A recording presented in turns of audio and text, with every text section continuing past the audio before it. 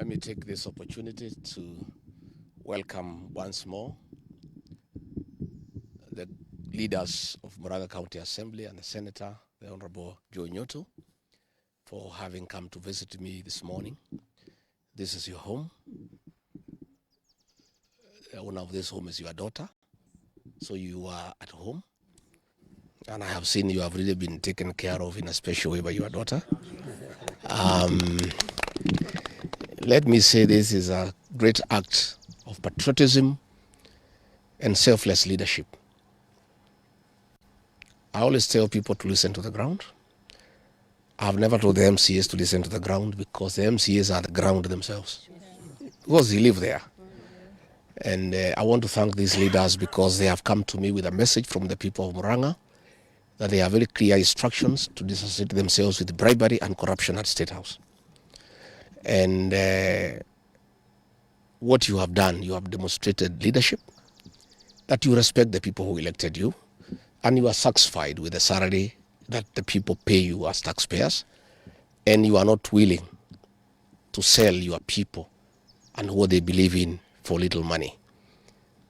It is actually very gratifying that MCAs can refuse a bribe of 300,000 to do the right thing. I really want to commend these great leaders from Murang'a, and I ask the people of Murang'a to identify leaders who are selfless and who cannot sell them. The few leaders from Murang'a who are selling the community and the residents are greedy and are only thinking about themselves. And I've come to the conclusion that we have a few leaders in this region who, if the price is right, they can even sell their own mother. It's really a shame. You know, today what is happening in State House is pure corruption and bribery. The other day, William Ruto was complaining that members of parliament are asking for bribes. But he is a briber in chief in this country. The other day, he called the people of Kiambu and spent 60 million shillings. A week after, he called the people of Meru, spent another 60 million shillings. Today, he's going to spend 60 million shillings. He's giving people 10,000 each. That is 180 million. When hospitals in Murang'a have no drugs, when people are suffering because SHA is not working, when university students are at home, when students from secondary schools are at home, primary schools are not functioning because there is no money for capitation. All this money has been stolen and diverted for corruption and bribery. And State House has become a scene of crime. We want to tell the people of Murang'a not to worry because you have good leaders. And I am very encouraged that even in this difficult situation where William Ruto is using all manner of strategies to confuse people with money that is stolen, there are great leaders from Murang'a who have stood firm and said no. William Ruto does not need to call the people of Murang'a to discuss with them development. I was with him at Gachagua grounds, and I was a guarantor of William Ruto to the people of the mountain, and we signed an economic charter with the people of Murang'a. 3 years down the line, he has done nothing about it. It is unnecessary to pretend to call the people of Murang'a to discuss with them development. There is nothing he has done in 3 years.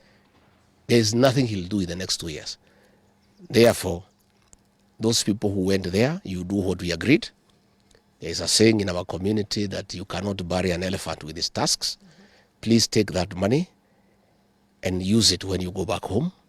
And don't just eat that money alone. Share with the people of Murang'a whom you left behind. But don't sell your conscience, don't sell your soul. Because if you do, the people of Murang'a will punish you. They'll punish you and punish you in a very big manner. What is happening in State House is a choreography. It's a strategy by William Ruto to divide the mountain. The other day he called the people of Kiambu and told them to remove themselves to the rest of the mountaineers.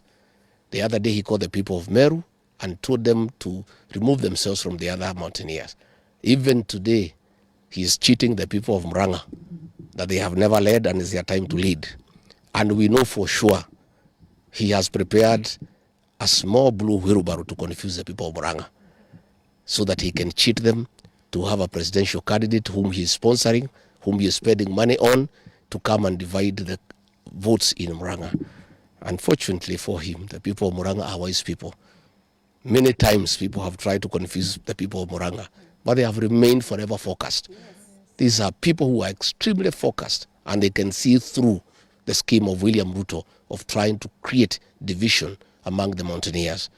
I want to call our people to stay united and to know that our strength is informed by our unity as a people.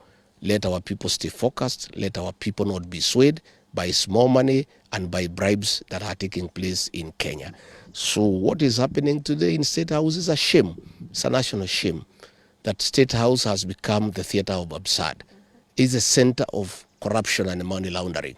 Public funds are stolen daily and used as bribes to the people of Kenya.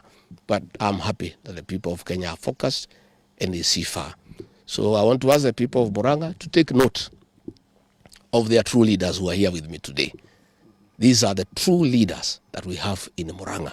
These are dependable leaders. These are people who care for their people. These are people who respect the people who elected them. In equal measure, I ask the people of Murang'a to take note of the traitors in the State House.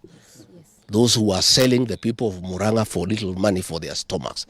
And to take note so that 2 years down the line, the people of Murang'a will separate the wheat from the chaff and the chaff from the wheat and do the right thing and elect true leaders who are true representatives of the people and people who can represent them and who cannot sell their birthright because of cheap money. Let me say, County Assembly Murang'a, pongezi. Let me in a special way congratulate Senator Joe Nyoto, who has been a true defender of the people of Murang'a. Senator Nyoto, I want to encourage you to continue guiding these MCAs, to continue guiding the people of Murang'a, and I must tell you, your future is bright. Stay on the course and stay on the side of the people. Democracy is about the people. Let those who want to follow William Ruto for little money, have the money. They'll have their day with the voters in Murang'a when the time comes. Kwa hivyo mimi nataka niseme asanteni sana viongozi, mkirudi Murang'a msalimiane na mwambie watu ya Murang'a ile mtoto mlinipatia msichana mdogo nimemchunga vizuri na anaendelea hapa kudiangalia vizuri, na niko na shukrani tele kwa watu ya Murang'a kwa kunipatia msichana mzuri. Pia niko na shukrani kwa watu ya Murang'a kwa kuchagua viongozi ambao wako na msimamo. Kwa sababu hiyo ni kitu ya maana sana, na tukiendelea mbele tuendelee kutafuta viongozi ambaye wako na msimamo katika viti za wabunge na katika viti ya MCAs, so that we can get a good team ambaye tutafanya kazi na hao. Asanteni sana.